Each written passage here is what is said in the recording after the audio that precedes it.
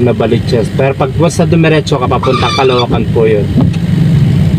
Okay mga kaibigan, bali nakakuha po ako dito na booking dito sa Transportify. Ito yung pinaka second booking na na-accept ko dito sa Transportify ngayong araw na to. Ngayong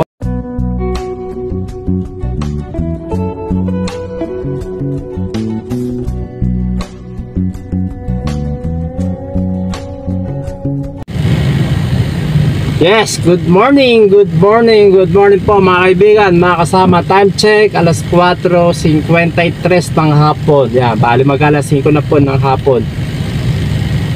And medyo madilim ba? O, kita naman. Kasi narito tayo sa ilalim ng na kumbaga sa train new station na ginagawa. Dito po sa kahaba ng Commonwealth. So after ng 900 meter, kakanan tayo, punta tayo sa may Regalado Avenue. Papuntang Fairview po ito. Pagka kumana papuntang Bulacan, then pagkaliwa Novaliches. Pero pag sa dumiretso ka papuntang Caloocan po yun. Okay mga kaibigan, bali nakakuha po ako dito na booking dito sa Transportify. Ito yung pinaka second booking na na-accept ko dito sa Transportify ngayong araw na to, ngayong oras na to. Kaya mga kaibigan, bali meron pa tayong 39 minutes bago makarating sa drop off location na Tanlayo mga kaibigan. 8.8 kilometer. Yan, go na tayo. Ayan, stop ulit.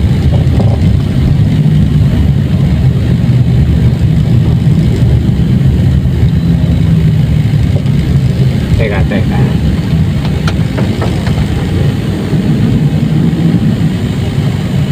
ang pinapago tayo ng enforcer yun, anti-stop.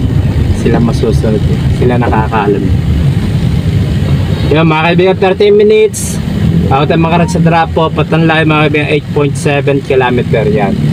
Bali na pick up ko siya sa Taguig, BGC Global Taguig, sa may bandor sa may McKinley. Yan, doon na pick up yung item kay customer.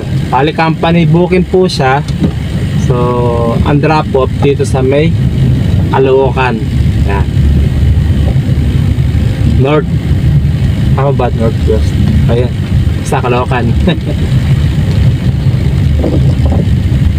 At yung layo mga kaibigan, mga kulang-kulang mga 1 hour and 40 minutes according sa Waze from the current location sa pick up kay customer hanggang dito sa may drop off. Kulang-kulang yan, 2 hours na rin, parang gano'n. So ang ipabayad sa akin dito mga kaibigan ni Transportify ni customer, nagkakalaga na 840 pesos. Yun po, 840 pesos. Traffic na po mga kaibigan kasi rush hour na mag alas 5 na maglalabasan na yung mga empleyado. Pero dito sa kahaba ng Commonwealth yan, traffic na po. Ayun matakbo sa hinto, takbo ka na. Traffic na po sa kahaba ng Commonwealth. Ito yung tinatawag na, sabi nila, dangerous road. Yan po mga kaibigan, dangerous road kasi napakadelikadong lugar na ito. Kasi malapad po yung kalsada na ito Ilang lane ba yun? 4 ba 5 gano'n. Tapos ang bibilis pa na takbo. Nababalitaan ako dati ito, may road rage din, kumbaga may karerahan, diba? Kaya tinawag dangerous road to dahil maraming mabibilis po patakbo ng sasakyan. Okay mga kaibigan, 840 po ang ibabayad sa ni customer dito sa Transportify. At syempre yung item na na-pick up po kay customer, pakita ko sa inyo, nasa likod lang. Hindi ko na kukunin, ito na lang lalapit ko para makita ko naman. Nakalapag lang naman siya dun sa likod ng pupuan Alis ang laptop siya, and then may kasamang charger. Kung bakit din na niya pinax ni customer pag pick up po. So napakagala po, kaya buhati kahit mga bata kasi napakagala po nito. Pag wasa na hinto, papakita ko sa inyo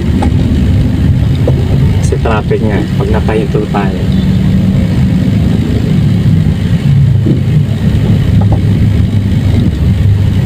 Lagi naman traffic Hudson, di ba? Yun. Ito. Yan po mga kaibigan. Yan o, laptop. Saka yung ano, charger.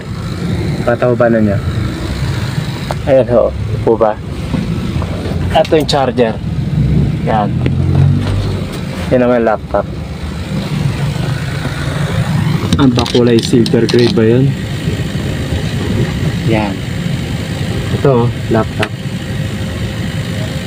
Yan po, napakagaang. At ito naman yung charger. Yan. Laptop, pag was malobat, charge mo. Okay, mga kaibigan. Yun na po, 840 po ang ibabasahan dito ni Costaba sa Transport Department. So, ito yung second booking ko. So, kumita ako ng kano na ba?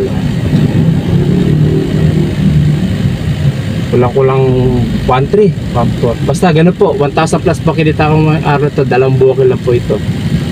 Okay, pwede na po kaysa wala. Diba, kung baka sa minimum wage sa Metro Manila kinita ko na. Tapos mayroon din ang kapalit pang gas. Pwede na ako kaysa wala. Okay? Ingat po tayo lahat mga kaibigan, masama. God bless po sa inyo lahat. And keep safe and keep on driving. Yun, walking na naman yan.